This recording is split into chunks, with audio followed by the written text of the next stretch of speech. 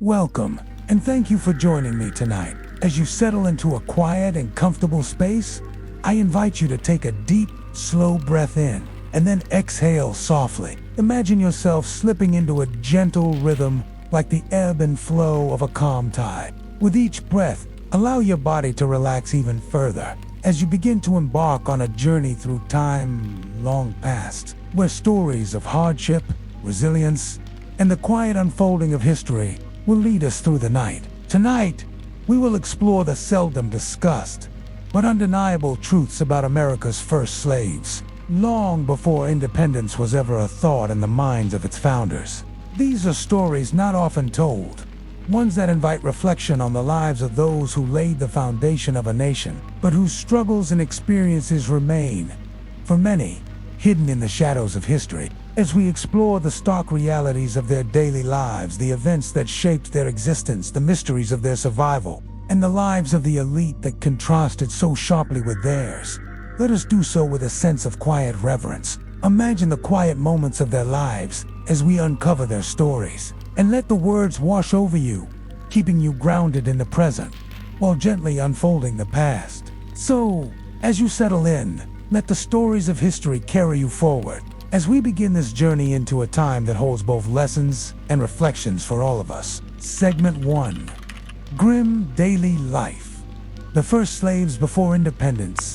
Imagine yourself waking in the dim light of dawn. The air is thick with the earthy scent of the land, a blend of damp soil and wet leaves, punctuated by the faintest trace of salt from the nearby coast. The sky is still heavy with the weight of the night, the stars lingering a little too long, as though reluctant to leave. The world is still quiet, but the day is beginning. In this distant time, in the early 1600s, you would not have woken in the comfort of a warm bed. Instead, you would rise in a small, rough-hewn dwelling perhaps, little more than a shack or a hut. The walls would be made of whatever materials were readily available. The floor would be cold and uneven, a far cry from the warmth of modern carpets or floors. You would hear the sound of creaking wood and the soft murmurs of those around you perhaps, your fellow workers, if you were not alone. But there was no luxury here. Your body aches from a long day's work the day before, the kind of work that comes without respite. The smell of sweat lingers in the air, mixing with the faint scent of animal skins or rough wool. These are the sensory details that tell you it is a life dictated by necessity, not by choice. As you slowly rise, you feel the weight of the world settle on your shoulders. Your day will be long, filled with toil under the sun, or in the case of the earliest slaves in America, under the stifling heat of the plantations or along the docks. These first individuals who had arrived in the Virginia colony in 1619, brought against their will from the west coast of Africanity. Their arrival was marked by a harsh transition from freedom to the brutal reality of slavery. Life as they knew it had been stripped away, and yet the physical labor they performed each day never ceased. If you were one of them, your morning might begin with a call from an overseer, someone whose presence only served as a reminder that chains you had not chosen. The tools you were given to work with were often crude shovels, picks, and hoes that seemed designed to wear down both body and spirit over time. The work itself was grueling. If you were a slave on the tobacco plantations of Virginia, you would likely begin your day before the first light of dawn, moving through fields heavy with the scent of rich soil. The sun would rise quickly, heating the earth beneath your bare feet. The work in the fields was relentless, tilling the land, planting, harvesting, and drying the tobacco that would become the backbone of the colony's economy. The air was thick with the smell of freshly cut tobacco, mingling with the heat and the dust that rose from the earth. The sun, unforgiving, would soon begin to beat down on your back, burning your skin. Yet you could not afford to stop. There was no relief from the suffocating humidity. The sweat would pour down your face, stinging your eyes. But there was no time to wipe it away. The overseer would be watching, always watching, ensuring that the work was done swiftly and without complaint. In the evening, when the sun finally dipped low and the land began to cool, you would return to the small, crowded quarters where you slept. These were shared spaces, dark and cramped, with only the barest of comforts. There were no soft sheets, no thick blankets. The ground was your bed, and the air was thick with the sounds of others, breathing, restless, but there was no time to rest for long. Sleep would be fitful. The cycle of work and survival never truly ended. At times, you might hear the distant sounds of others, murmuring under their breath, perhaps a word of comfort, perhaps an attempt at quiet rebellion, but speaking too loudly, showing any sign of defiance, could invite punishment. The overseers were swift to quell such behavior, ensuring that the system remained intact, each day as brutal as the last. Yet amidst all this hardship, there was a certain resilience. It was a resilience that ran through the veins of those who came before independence, who labored in silence, their contributions often ignored or dismissed. It was a quiet strength that carried them through each day, even as they struggled to maintain a sense of humanity in a world that stripped it away. The sounds of the day would gradually fade into the evening. The rhythm of labor, of survival, would shift to the rhythm of the night. As you lay down to sleep, you might hear the rustling of the wind through the trees or the distant croaking of frogs. These sounds earthy, but tomorrow, the cycle would begin again, and with that, the day would end, and another would begin, as it always had. As the warm days of summer stretch into autumn, the year 1619 marks a turning point, not only for the lives of the first enslaved Africans, but for the future of the entire colony. This moment is the beginning of a long and painful history that will deeply intertwine the story of America's growth with the institution of slavery. Though the seeds have been planted, they have not yet fully sprouted. The story of slavery, much like the colony itself, is in its infancy, fragile, unsure, yet with deep roots that will soon take hold. In the years that follow, we watch as this early experiment in indentured servitude shifts into something far darker and more entrenched. The years that follow 1619 witness the gradual development of a system designed to keep these Africans and those who would follow them permanently bound to the land. The colonial economy begins to take shape, and with it comes an insatiable demand for labor that will see the first African servants permanently converted into slaves. As the years drift by, you find yourself observing the changing dynamics of the colony. You hear the steady thud of hammers as settlers build homes, the low murmur of voices discussing crops and trade. The climate of the settlement is one of quiet ambition. People work together to survive, but there's a quiet undercurrent of tension, too, as the hierarchy of the colony begins to take form. The work that was initially shared by both the settlers and the Africans becomes a clearly demarcated line, drawn by the skin and status of the workers. In the early years, many of the Africans in Jamestown were indeed treated similarly to indentured servants, a group of laborers who, after a set period of time, could hope for their freedom. But by the 1640s, a shift begins. The status of Africans begins to diverge from that of white indentured servants. Laws start to change, and a clear distinction emerges. White men, even those who came as indentured servants, will eventually regain their freedom. But for Africans, freedom is increasingly out of reach.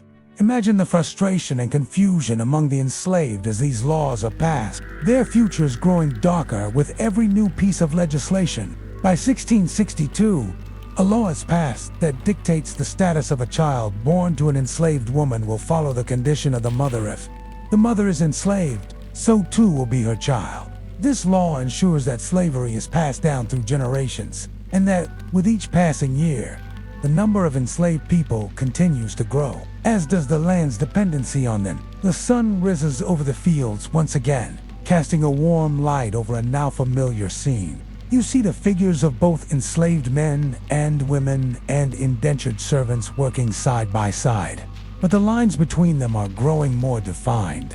Those who are enslaved do not labor in hope of freedom. Instead, their lives are dictated by their status, a status imposed not just by law, but by an ever-deepening culture of inequality. The colony's reliance on enslaved labor is a truth that slowly sinks into the rhythm of daily life, even as it spreads through the larger landscape of colonial America. The tobacco economy is expanding, And with it comes the need for more workers, more laborers who are seen not as people, but as property. Their humanity begins to slip away in the eyes of those who benefit from their work.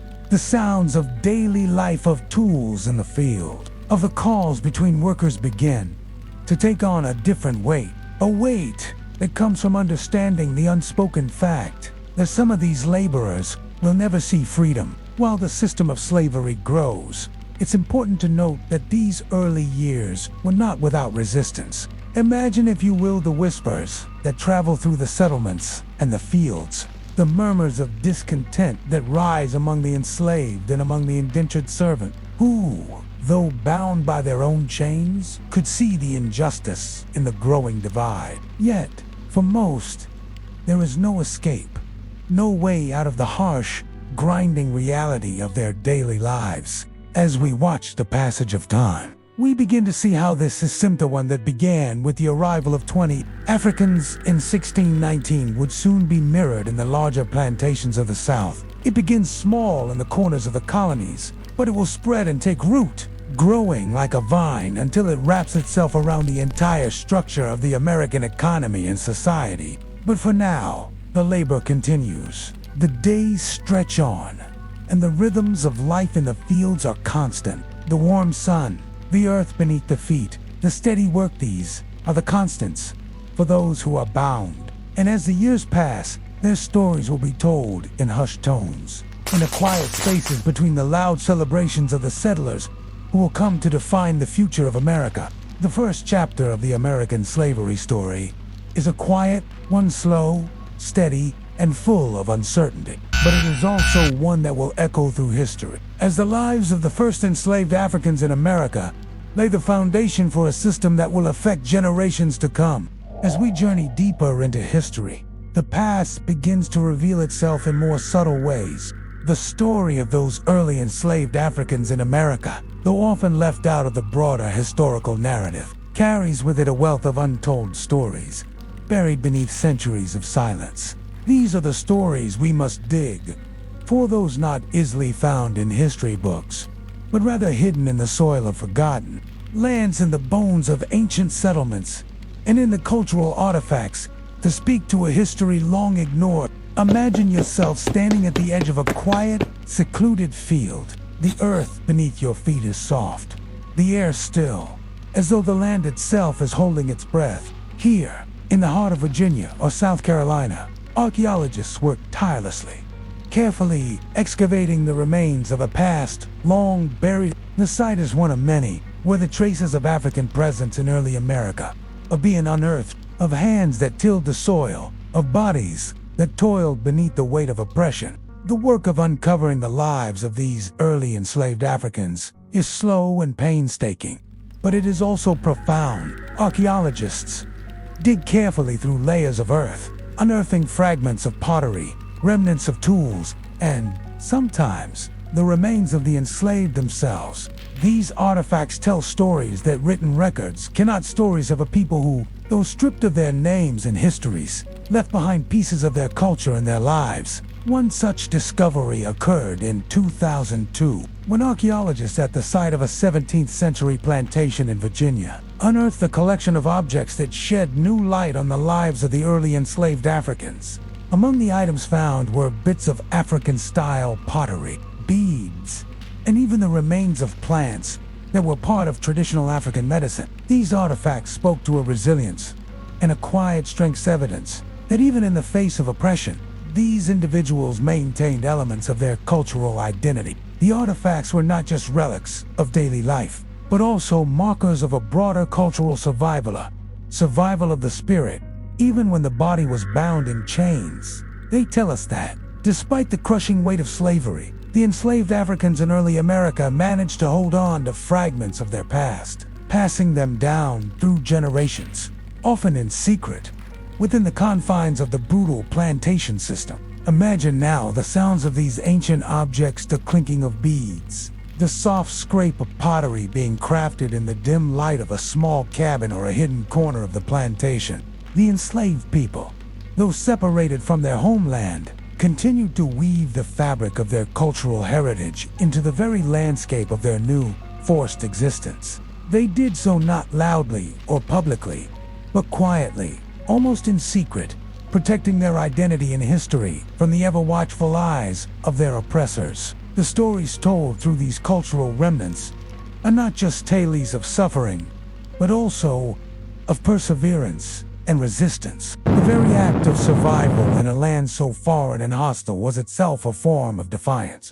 The enslaved Africans did not merely submit to the brutal system, they found ways to resist, to create, to preserve their humanity in the face of deep. In the hidden corners of the plantations, small communities of enslaved Africans began to form their own rituals and practices. They gathered in secret, weaving together the spiritual and cultural threads of their African heritage with the influences of Christianity that were imposed upon them. These gatherings, often held at night in the quiet shadows of the slave quarters, became places of strength and solace, where Africans could reconnect with their roots and maintain a sense of dignity and belonging. Through these small, private acts, they built a world within a world where the rhythms of Africa were not completely lost, where the music, the dance, and the stories of their ancestors continued to live. These acts of cultural preservation were not just survival, they were defiance. In every bead strung, every song sung, and every prayer whispered in the dark, the enslaved Africans fought to keep their identity intact, even as their physical bodies were chained. The hidden stories of these early Africans are not only important for understanding their struggles, but also for recognizing the profound impact they had on the development of American culture. In the music, food, language, and traditions that would later emerge from the African American experience, we see the enduring legacy of those first enslaved people. Their contributions were not only economic, as they provided the labor that built the South's plantation economy, but also cultural, as they shaped the very fabric of American life, from the arts, to religion, to cuisine. Now, picture the peaceful rhythm of a small African drum being played softly in the night air. Its steady beats reverberating through the slave quarters. It is a sound of continuity, of memory, of connection to a world far away. This is the heart of a culture that refuses to be forgotten, a culture that continues to thrive in the face of unimaginable odds. As we stand in the present, listening to the echoes of these past rhythms, we realize that the legacy of these early Africans is not confined to the history books. It is still alive in the music we hear, the stories we tell, and the very structure of the society we live in. The cultural survival of these early Africans is one of the great untold mysteries of early American history, one that, like the beat of a drum, continues to pulse through the centuries.